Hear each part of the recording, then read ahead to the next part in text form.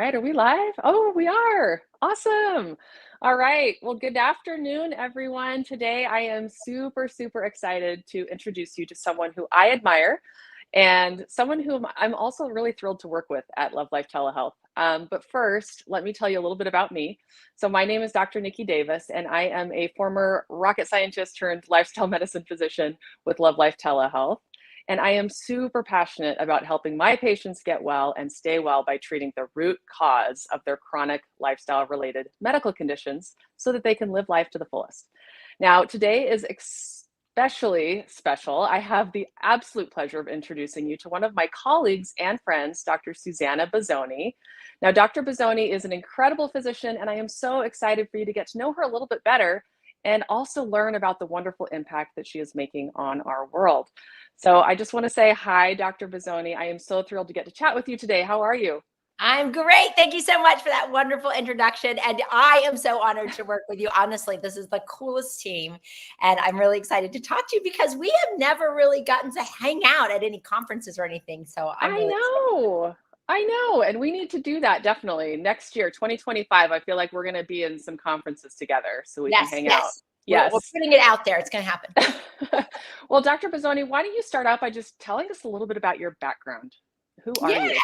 Yeah. So I'm board certified family physician and board certified in lifestyle medicine, also in the first class that they offered that certification because, you know, it really is transformational when you work with patients in a certain way, the way you're trained, and then you think, you know, if I wouldn't take these medications and if I would know, I would want to know how to address the root problems and not just cover up the blood pressure or the acid reflux or the you name it with a pill, then how is it that that's how I'm trained to teach my patients? And so it was just so the first lifestyle medicine conference I went to, you know, your jaw drops and you say, oh my gosh, this is it. And it is no going back from there. And I know that you've had a very similar, well, actually you knew right when going in, but it really is so wonderful to work with this team of people and like-minded individuals and patients that really want to get better and address the root drivers of health and vitality. So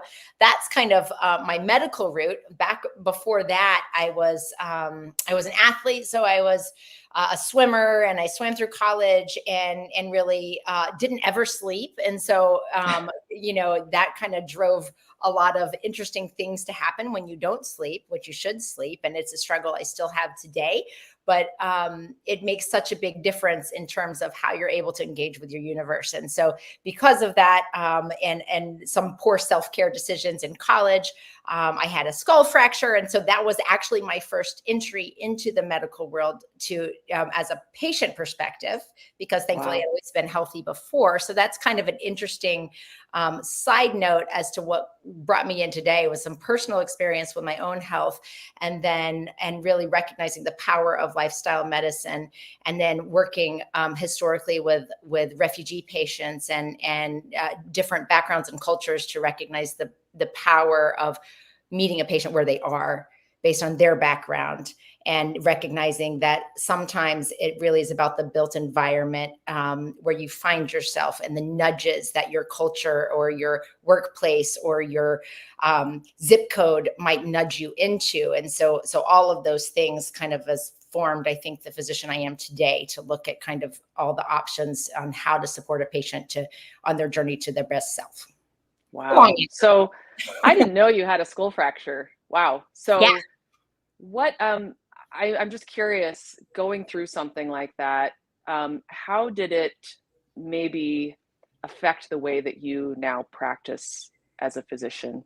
Yeah, well, it's interesting. So I had a temporal bone fracture, and I was on a swimming scholarship, and I just lost 4 days of my life, and I also lost my hearing in my left ear, and I have sung and performed a lot during my life, and that was something that I was doing more and more of in college, and it was kind of concerning from a singer's perspective. You know, I wasn't sure, you know, if you're singing next to somebody and say you're singing a different part than this person, you know, depending on where your location is. And I can't localize sound anymore since I've lost hearing in that ear. And so that was something that was really important to me. And I went, and I was kind of under the impression, they said, okay, well, this is not uncommon that you might lose some function like your hearing, but usually, or often, or at least what I heard, and again, I don't know what they said, because that's the difference of being a patient and you don't really know what you're taking on in a time of stress and a recent head injury. But I heard you will likely that'll get better in the next 3 months. And so after 3 months, my hearing actually got worse, not better. And so when I went to the ear, nose, and throat doctor to tell me, and he told me, actually, we've retested your hearing and it's not coming back, and it's gotten worse. And I was kind of like shocked by that. But he was like, he spent, your typical 4 to 7 minutes, something like that with me. And he was like, but no big deal. You don't need surgery. And you've got the other ear. So, and then he kind of walked out, and I was like, and then I kind of was like upset, but then I was thinking, oh, it's stupid. Obviously it's not a big deal, because it certainly wasn't a big deal to him. And it kind of, you really understand that it doesn't matter how good of a surgeon he is, or what an amazing, something he is, but he did not understand me. He didn't understand what was important to me. And he certainly didn't take any time to really kind of understand how I took that information, or even if I understood the information, and certainly not the emotional impact. And I think that it's really important when you're working with patients to know what they value and what is important to them, and to see it from their eyes, because how can you call yourself a healer if you don't take the time to even understand what they value? And so that, if anything, it further kind of, I was already on the pre-med track, and that was kind of where I was going. But I was just like, people like that shouldn't be in medicine. If we're going to work with patients, we have to know where they're coming from, and take time to really understand what they understand, and how they are going to take that information. And so if anything, it was an inspiration in a strange way. Yeah. Oh, I love that. I think that that's so important. And so now, instead of you having to be that 4 to 7 minute doctor, now you get to be a 30 to 60-minute doctor. Yes. So tell me a little bit about that. Tell me about your experience working as a lifestyle medicine doctor, what that's looked like for you. Yeah. So I was working so I worked in Sonoma for 6 years, and then moved back home where my mom still lives, and my sister lives, to Chattanooga, Tennessee, which is where I'm located now. And I was working in the kind of mainstream, medicine, primary care, but it's I work, and I have my own practice here in Chattanooga with my incredible health coach, Chrissy Smith. And she comes from the deep South, and she's like, it's like Santa and sex. Once you know, you can't unknow.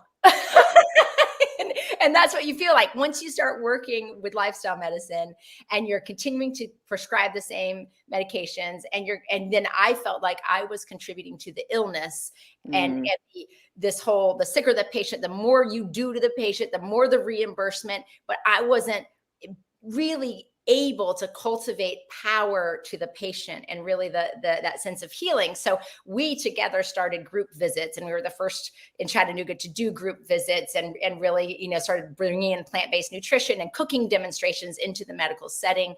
And that was amazing. And the patients loved it, but it was like trying to redirect the Titanic. And while there are amazing doctors doing it in the medical setting now, and I applaud them, and that was amazing, it was doing me in. It was really like, it was so stressful, and trying to shift that. And so we opened our own practice doing lifestyle medicine only, called True Health Journey here. And then somehow I was searching, and I found Anthony and what was then Plantbased Telehealth, and now Love.Life Telehealth. And I was like, oh my gosh. And I basically harassed him. I was like, I need to work with you. And he was like, yeah. Okay. So, so that's kind of how I got here, doing it with this amazing team, which I love, because it's so incredible to have that, that back support, where if you're going to talk about a patient, and you're like, oh, well, this is what I do, but this is, different ways to look at the same thing. It's so powerful with like-minded doctors. So it's just so fantastic to be on this team and doing lifestyle medicine in that way, with individual patients. And I also incorporate it into employee health and wellness. So I developed curriculum for employee workspaces, and really try to educate and create community that nudges healthy behaviors, because I feel like so much of, and I don't know if you feel this, but at least when I first started, you kind of feel like you're, an evangelist. And then, but then you're like, oh my gosh, I want to empower them. But sometimes I felt like they were walking away thinking, I can't eat my wife's cooking, or like I was adding stress because they felt isolated in the journey. And so, and I thought, that all the more reason you have to meet people where they are. So it's not adding stress, but also why we have to change the community so that people are not swimming upstream to try to live a healthy life. Because if all I have in my workplace is McDonald's and Chick-fil-A, then how am I going to eat a healthy lunch? And what do I have to do that? And if I can eat with someone, knowing it is what you eat, but it's really who you're with.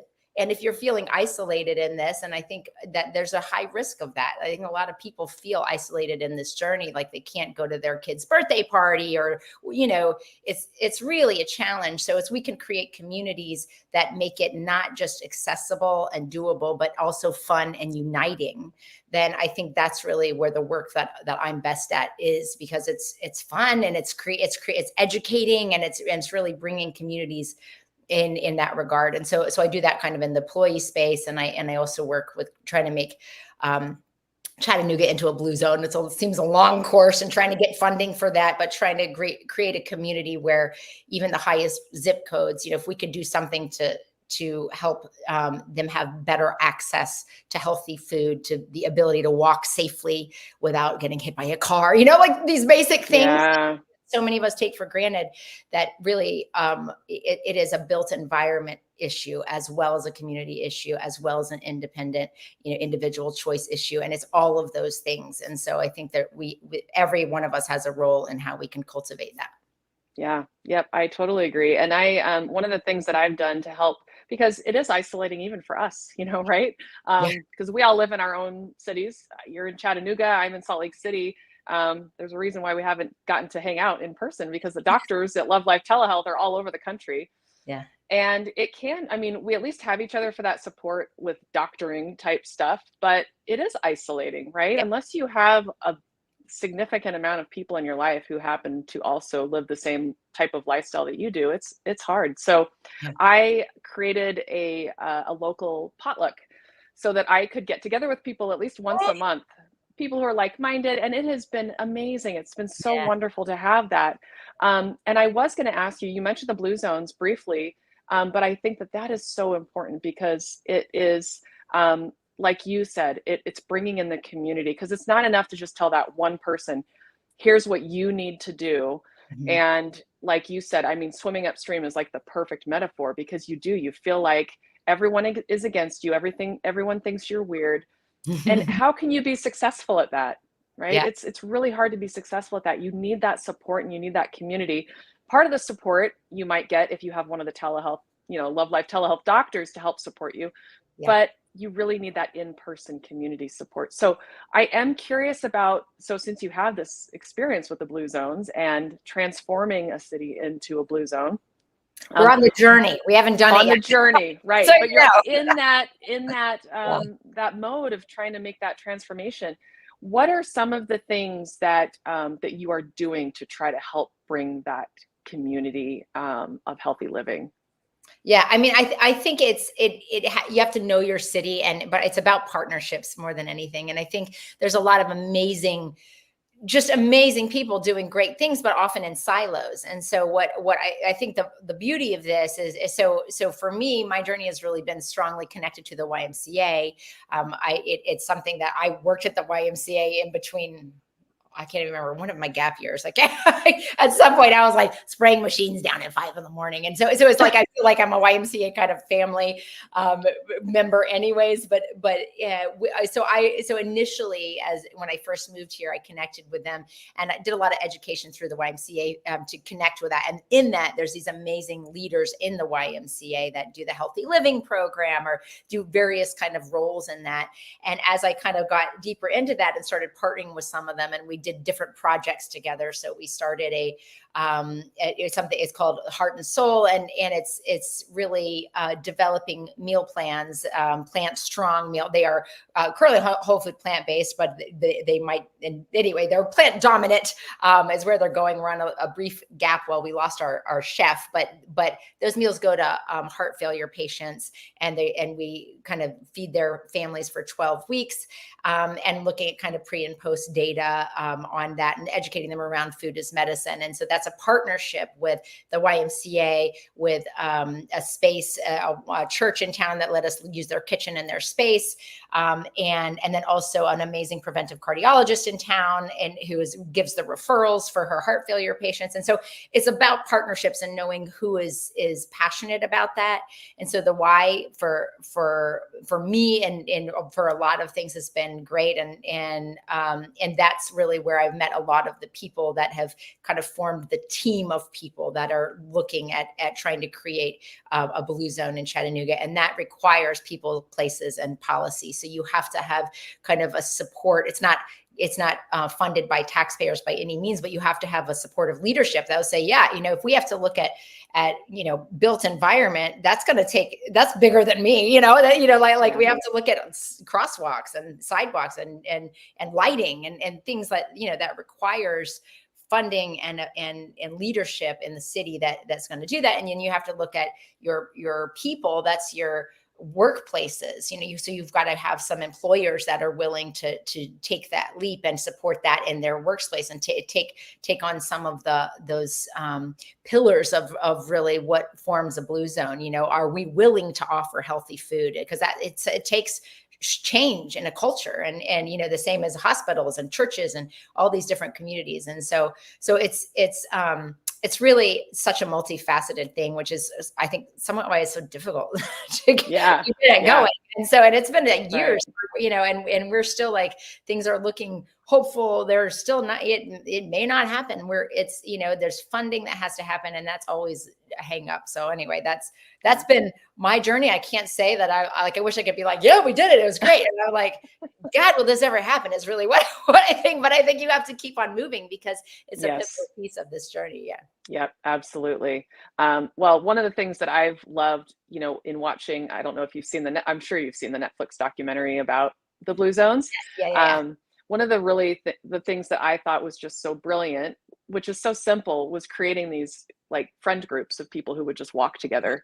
Yeah. And I think that's just such an easy thing to do. And there are so many people out there that just, they're alone, and having other people to meet with that that you're going to be meeting with every couple of days and walking. So then you're getting that movement, you're getting outside in nature, you're getting kind of that forest bathing, maybe depending on if you're going to a park, and then you're getting that community, and you're making friends that could become lifelong friends.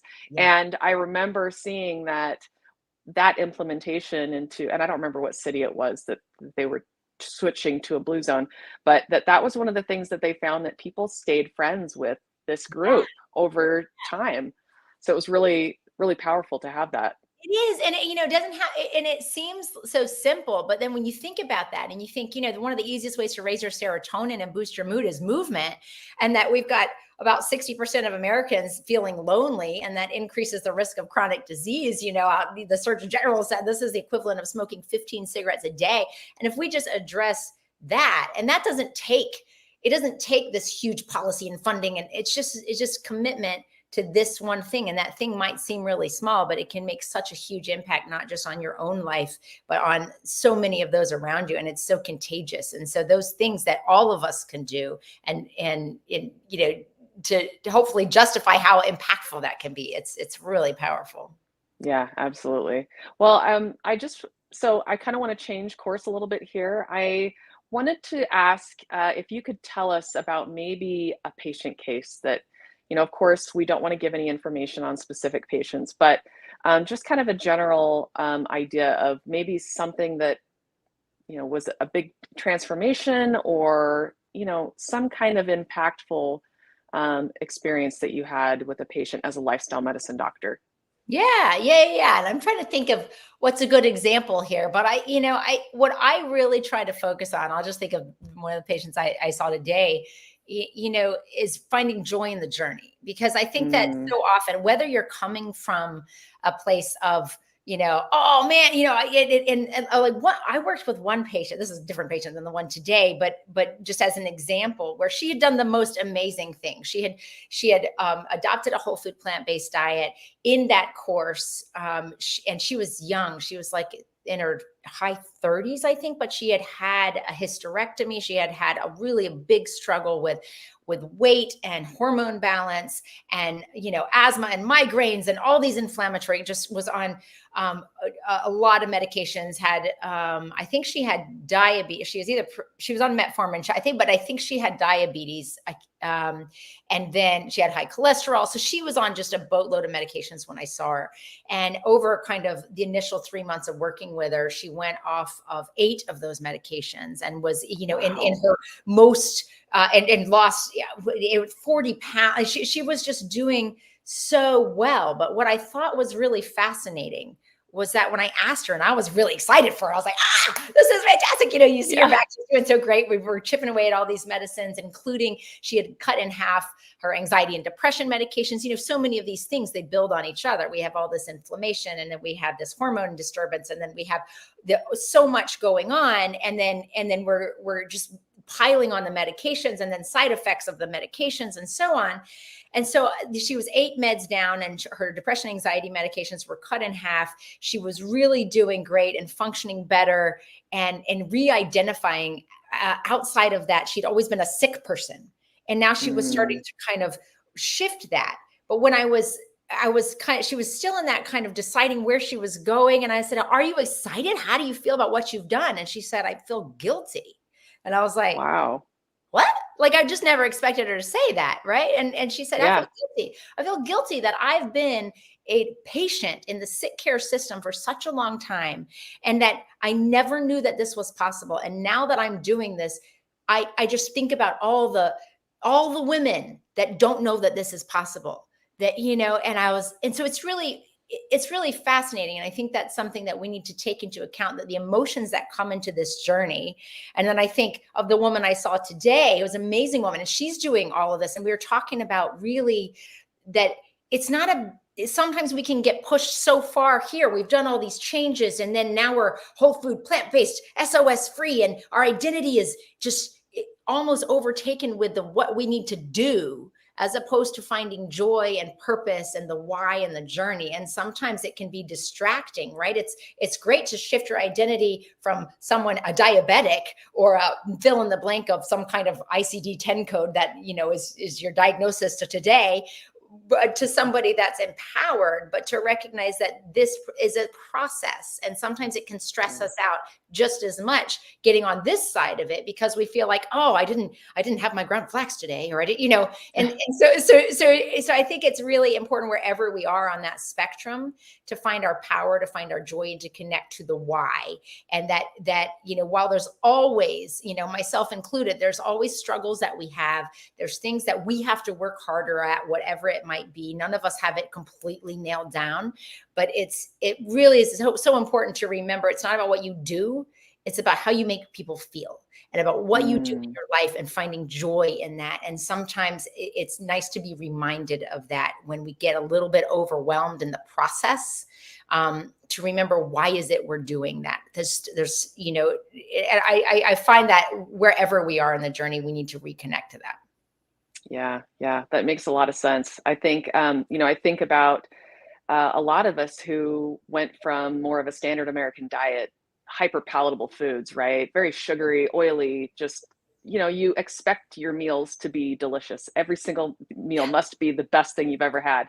Yeah. And then also thinking about how, when you have something in your life that you're passionate about, that, your ikigai, right? That thing that gets you up in the morning, that gets you excited about, helping other people, or spending time with your grandchildren, or getting out in the garden, whatever it is, that now is almost like taking the place of that.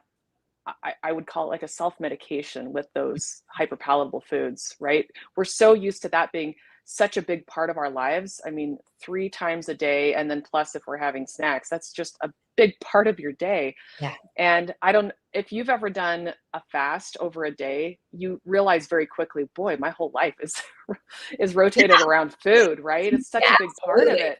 And not until you step back and you're like, okay, I'm not going to eat today. It's like, whoa, what am I going to do with myself? Right. It's So I do big. think that that is linked to it too, right? That having that passionate for life and just those things that get you excited, and those things that bring you joy, Yeah. that should be the focus. And then yes, the food is going to help you move forward on all of that. But yeah, I do think that it's all linked. Yeah, and that fueling, because we're and that I think it goes a lot into that habit of, I love the work of Judd Brewer, and he talks about the trigger and then the behavior and then the true result. And that true result is, if we're being honest and not critical, but just honest and be like, okay, well, if this is what I do, is it helping me support that journey towards my best self, or is it not? And that's like a true reward. Is it that? And that so often, if we're, I take the example of wine, right? Oh, wine, it tastes good. It's really good with a meal. It's really nice. But then, okay, it destroys my sleep. And then I get, it's not on the journey. So then when you back up from it and you recognize that it's actually not a reward. In fact, if I looked at it, I would say it's a punishment, because you wake up at 3 a.m. and you like feel like garbage. And the next day you're irritable and you eat more than you should, and all the things that happen. And so, but we do that not with criticism, but with curiosity and recognizing that a true reward, we want to be vital and vibrant to do what we and only we can do on this planet. And it takes all the fuel that we can give it. And then we can really, truly find gratitude in the fuel that we eat and in the way that we move and the way that we live, that it's actually fun and it reinforces because you want to do more of it. But I think we have Right. to kind of release some of the boxes we put around ourselves Yes. sometimes. Yeah. Yeah.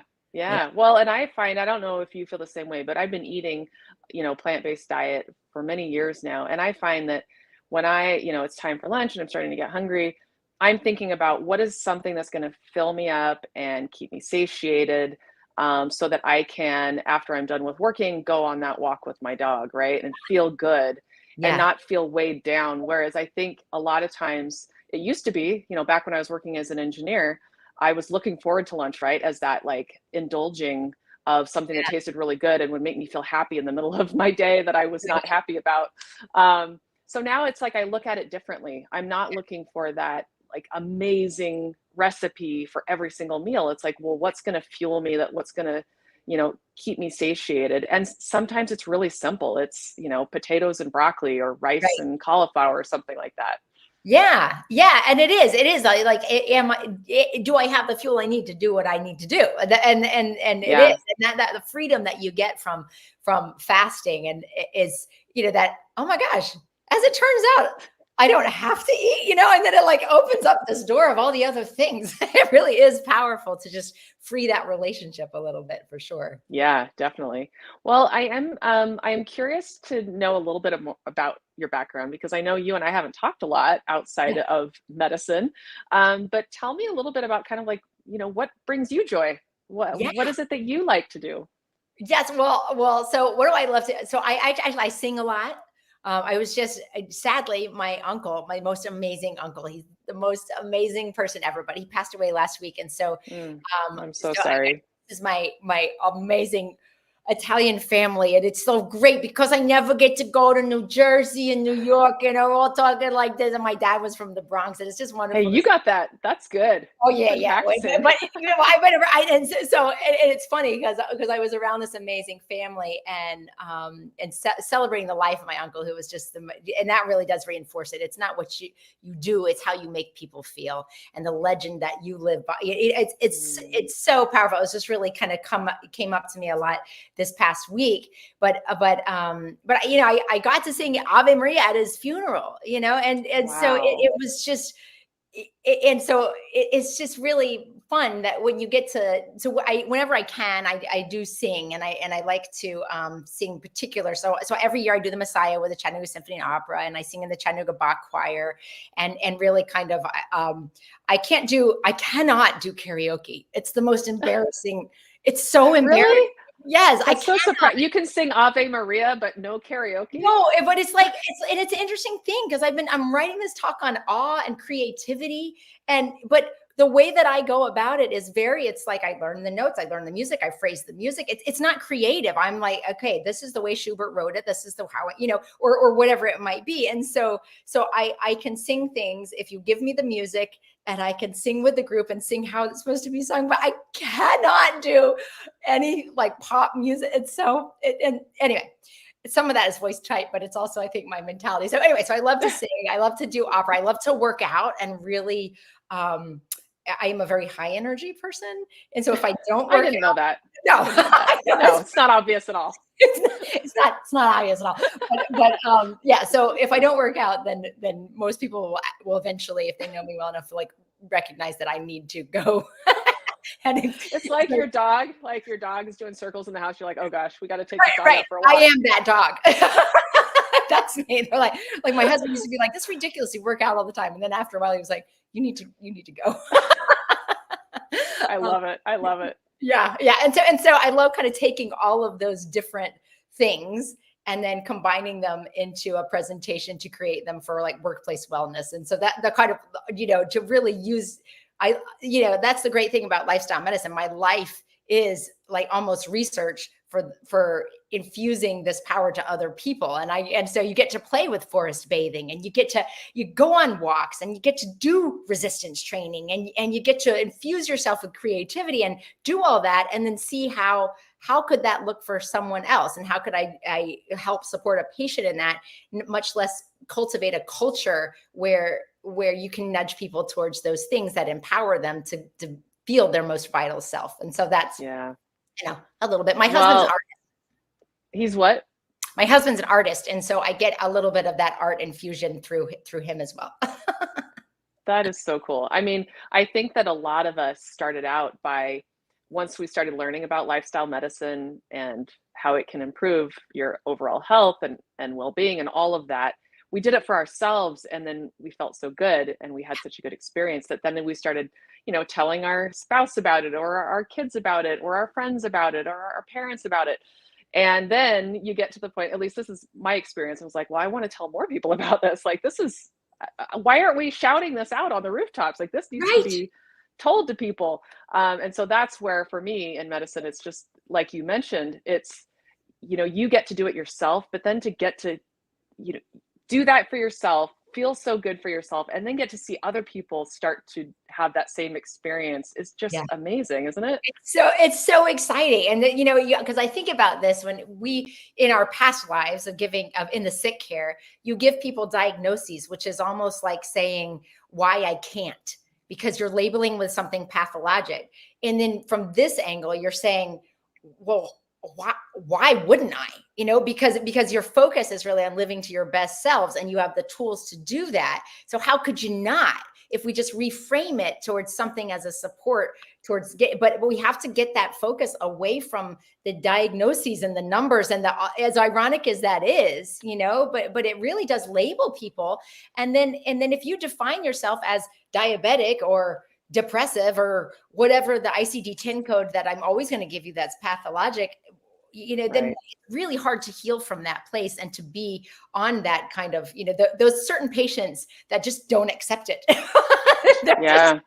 No, that's not me. And then we find a way to kind of restructure it. But it really, I think the way that it's packaged, it needs to be not more work, not more of a to-do list, not like, oh, and now I have to give up everything I hate, but rather, no, what you're gaining. I mean, just like Dean Ornish says, what you're gaining is so much more than what you give up. And so if we can recognize the power that we hold, and that living in a vital way is something you want. This is not a punishment. When you go to places and they're like, don't you feel horrible? Don't you even want to try it? Don't you feel like you're missing out? And you're like, no, I feel so much better now than when I was eating all those pork ribs or whatever. Right. I wouldn't trade that for the world. Well, and it's that same thing where people will say, oh, wait a minute, you can't have that. And it's this thinking that like you've decided, you're restricting yourself in a way. Right. Whereas I could certainly go and have a pork rib today if I wanted to, but I choose not to. I choose not to because there are other things that I want to eat that are going to be health promoting for me.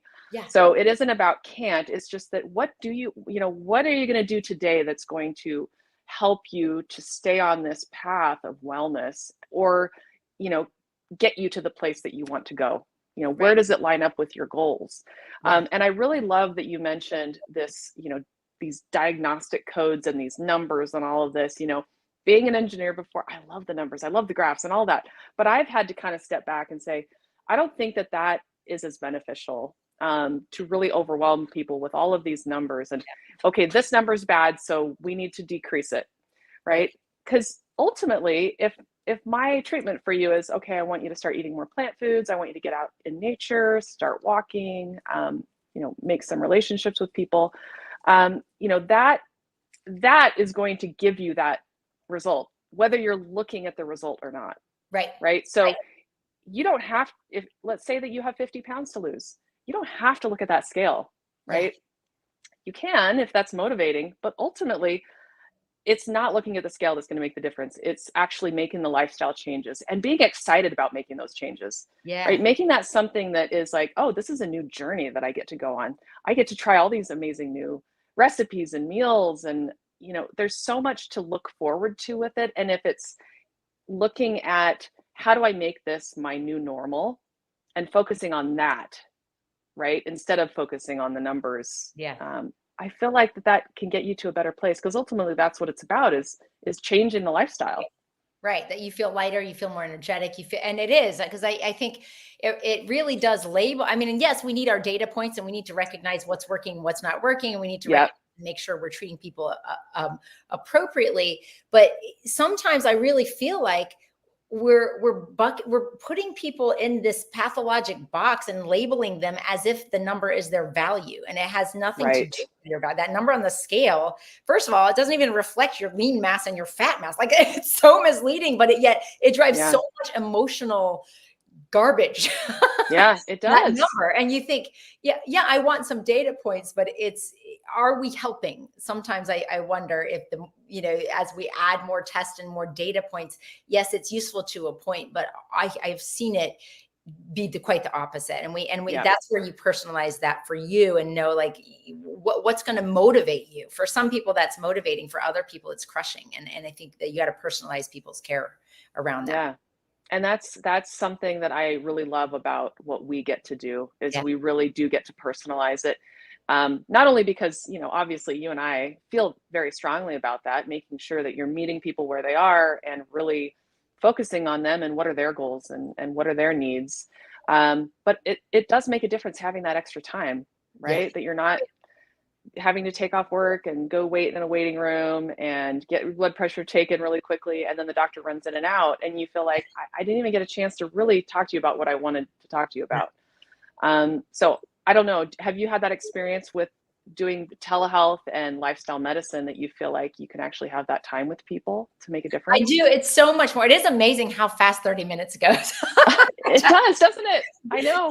Because even 30 minutes, you think, 7 to 12 minutes is the average primary care visit, but 30 minutes sometimes is like, oh my gosh, no, we need more time. And it really, I do love it that we can personalize it and we get more time. And I especially love those hour visits because there's so much more you can dive into. But it's so much more freeing than my past life, for sure. Yeah. Yeah. So, just a couple more questions. I know we're getting close to the hour. Why don't you tell me, if there was somebody who was saying, well, I don't know if this is for me, I guess, what would you tell someone who isn't sure, what they're going to get out of this appointment?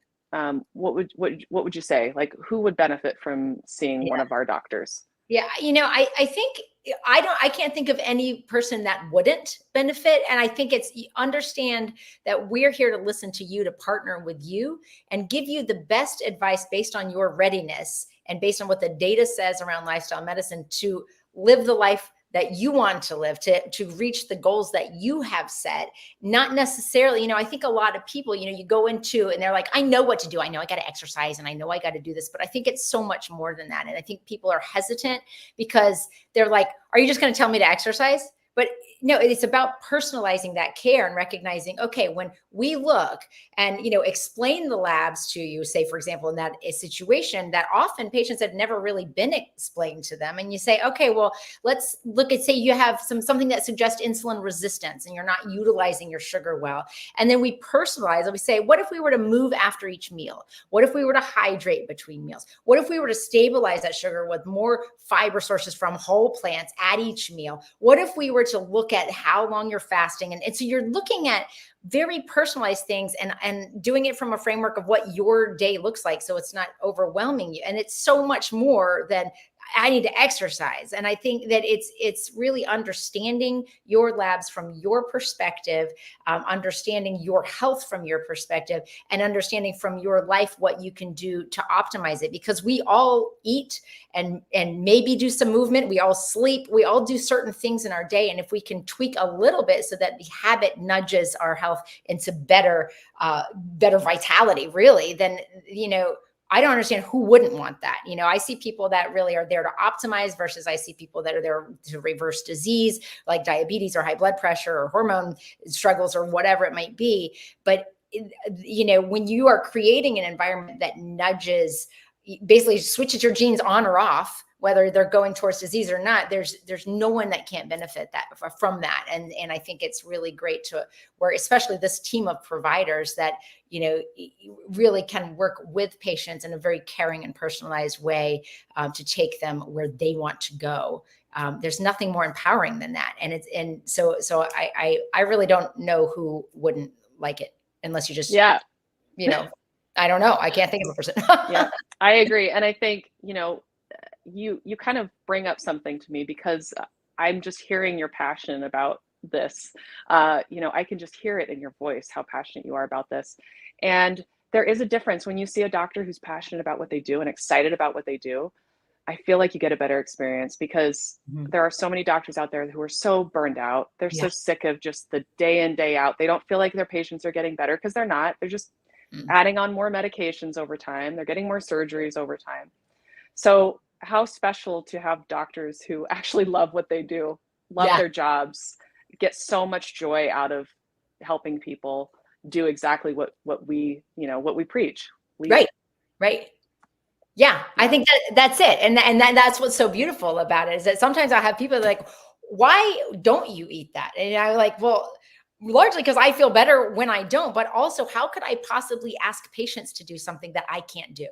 And I think we all feel that same way that, you're speaking to someone that is not only, giving you the data, but they're living it and they're striving to live it. And they can give you personal examples of, well, this is when I'm traveling, this is what I do, or, things like that, because we all exactly.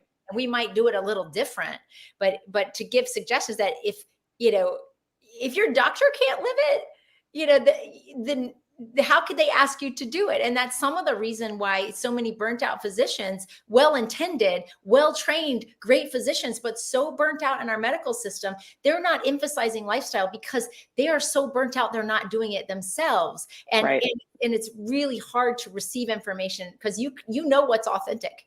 If somebody's telling you to do something that, if a smoker were to tell you to quit smoking, you'd be like, oh yeah. Right. So it's very hard to receive nutrition advice from perhaps someone that really is not doing it.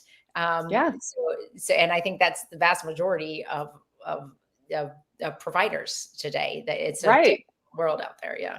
Well, I'm sure you've heard that, the number one killer of cardiologists is cardiovascular disease, right? Exactly. Yeah. Right. So yeah. Well, it's fun too with doing telehealth where, I'm at home right now. Sometimes I'm in my office, sometimes I'm at home, but there have been occasions where I've said, just hold on, I'm going to grab this thing out of my pantry so I can show you. Right. I know. How cool is that?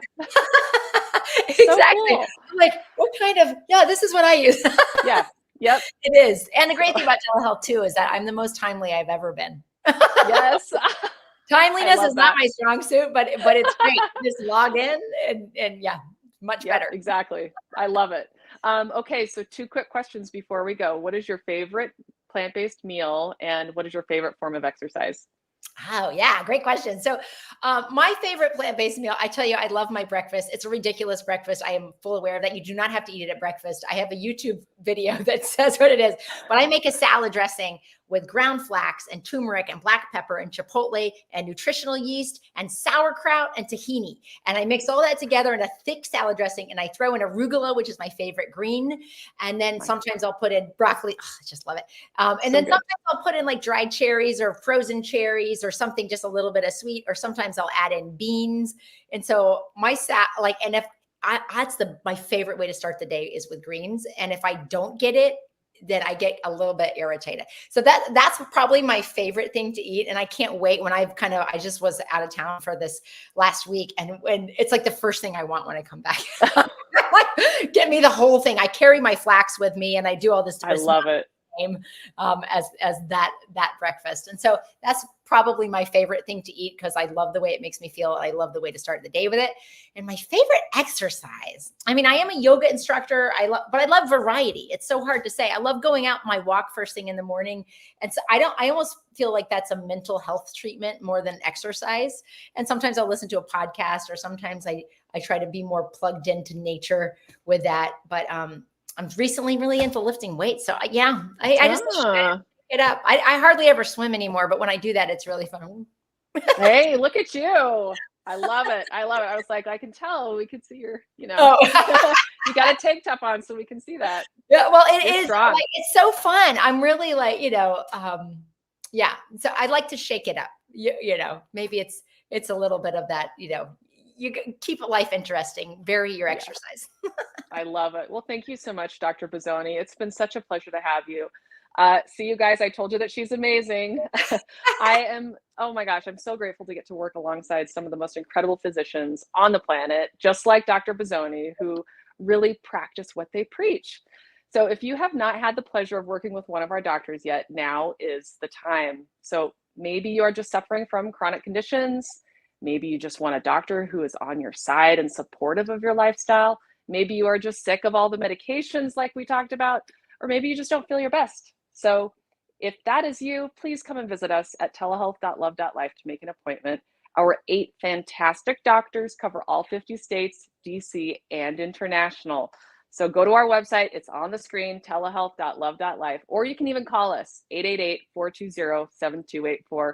We would absolutely love to hear from you. Until next time, I'm Dr. Niki Davis with Love.Life Telehealth. Thank you. Bye. Bye.